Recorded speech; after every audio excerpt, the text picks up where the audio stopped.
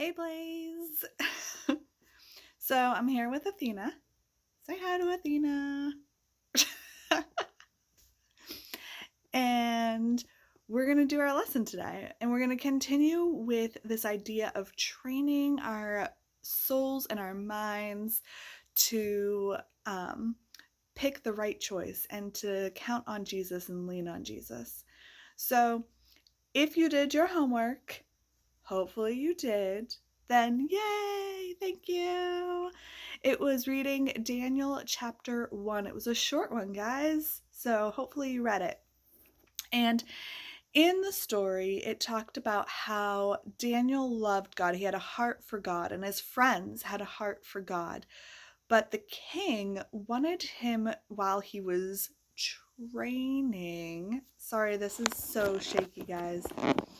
While he was training, the king wanted Daniel to eat foods that God told him he shouldn't eat. So, what did Daniel do? Well, he prayed about it, and then he asked the trainer if he could eat what he was allowed to eat for 10 days. And if he didn't get stronger but got weaker, then he'd eat the king's food. Now, why would Daniel make this promise? Because he knew God. He knew that God would be there for him and that God wouldn't tell him to eat something and have it not make him stronger. That would be ridiculous.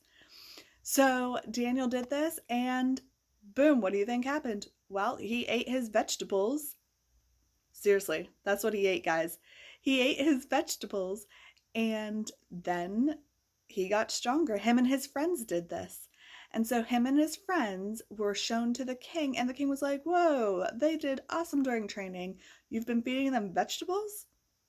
Well, I guess that's what everybody will eat. So he actually made Daniel and his friends higher ups, which is really, really cool. All right, so as I'm training for running, I figured maybe I should eat vegetables too, right? It seems like the right thing to do, the strong thing to do. So I'm going to lean on God also as I go through this training, but there are other parts to training your mind and your soul, and we're going to talk about that while I get a little jog. Hey guys! So I am walking right now to the place where I'm going to go jogging. That's right, you heard me correctly. There's a place nearby that has a good sidewalk, roadish kind of thing, and there aren't many people or cars, and I live really close to that place, so I just walk there, because why not? But I thought this would be a perfect time to pick up with our lesson. We're talking about spiritual training, right? Spiritual training. So last week we talked about how we want to read the Bible to help us, to give us wisdom on what to do when we don't know what decision to make, which decisions are the right decisions. And this week I'm going to talk to you guys about companionship. Now, some of you might be thinking, that's weird. Why would you ever talk to us about doing stuff with friends when we're on quarantine? But this is the most important time to talk about that because there's so many ways that you can do this part. So when I go jogging, I like to hang out with Athena. I don't know if you can see her. You probably can't. There she is! So I like to hang out with Athena. She comes jogging with me. She's my jogging partner. And she keeps me going. She motivates me. And that's what we're kind of looking for in companionship when we're talking about spiritual training. You know, it's easy for me to say to read your Bible, to talk to God, right? All of those things are easy to say, but then when you come down to do it, you're like, ugh, well, I don't really feel like it right now.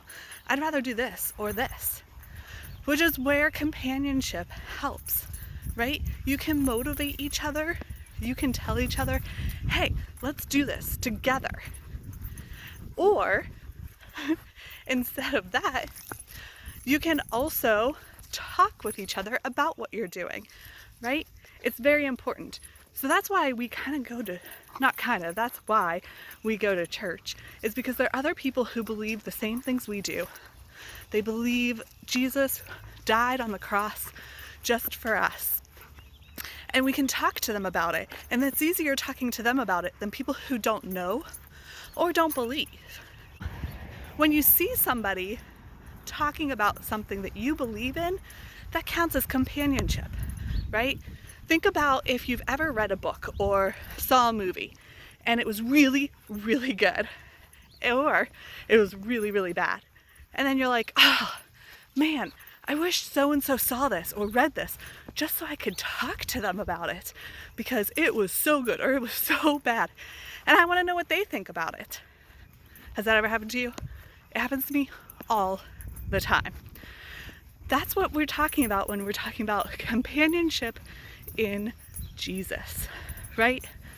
We're talking about, hey, this really cool thing happened and I really need to tell somebody about it, but will they understand? Because it was Jesus that did it. Like I said, we don't have church that we're going to every week. So now more than ever, it's important that we take the effort and connect with our friends from church. Connect with people who have the same beliefs as you. Talk to your parents about what you're reading in the Bible. Talk to your parents about what's going on in these lesson videos that I'm sending you. Now it's more important than ever. You're gonna have questions and they need answered. I have questions all the time about things that God's doing or that I read in the Bible, right? And so you need a community of people who are gonna be there for you and who are gonna help you figure these things out together and who can get excited about things with you and who can be sad with you, right? Sometimes when we're having these feelings, because we have our faith, our strong faith in God, not everybody understands how we deal with them. Maybe when you're sad, you deal with it by praying. Does everybody understand that? People who believe in Jesus and the same things you do will, and they'll help you guide you through it. So, again, how can we do this now that we're not at church? We have our Zoom meetings, be there, and we have these video lessons, and you can always do a lunch Zoom with me or dessert Zoom with me. I have a couple of you that are already doing that. Connect with us and connect with each other. All right, I think that's good for now. I'm gonna get ready for my jog with my community jogger. Hopefully you saw Athena. I couldn't see if you saw her. And I'll talk to you guys later. All right, guys, I finished my jog and I'm a little sweaty, very hot because it got super hot out, and ready to go for the rest of my day. I had to get out of the way of some bridges there. So, something that I want to talk to you guys about is, we already said, right, companionship. It was easier for me to go on my jog today because of one reason only, and that would be my companion.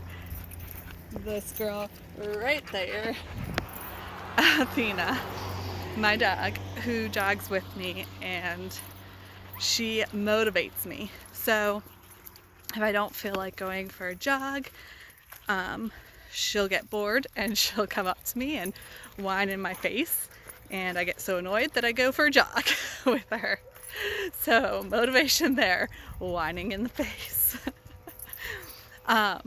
And that's one reason that having a companion, having somebody, a friend, I keep saying the word companion because it doesn't have to be a peer, it could be an adult, it could be a teacher, it could be a pastor, it could be whoever, to talk to about the Bible, about God, about Jesus, about Easter's coming up, about the Easter story, about any questions you might have. It's really important now more than ever because you're not forced to go to church. You're not forced to be around other people who believe in Jesus, who believe the same thing as you. So you have to take the initiative and you have to seek it out. And having a friend or a teacher or a pastor or a parent that can kind of motivate you and help you get to it and read those Bible passages, read chapter 1 of Daniel. If you have somebody there to help you do it, ooh, I'm getting pulled by Athena. If you have somebody there to help you do it, it'll be easier and it'll come easier to you. And all of that will help you throughout your life when you really need to rely on God.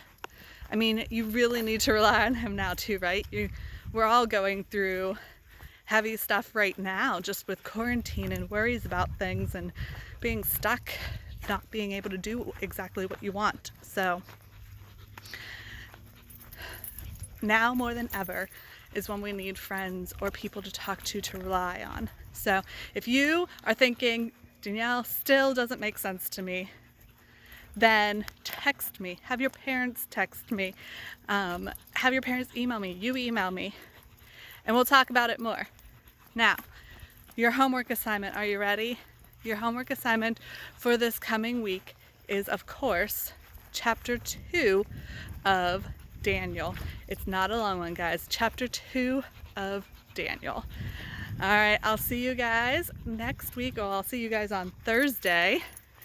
And until then, peace out.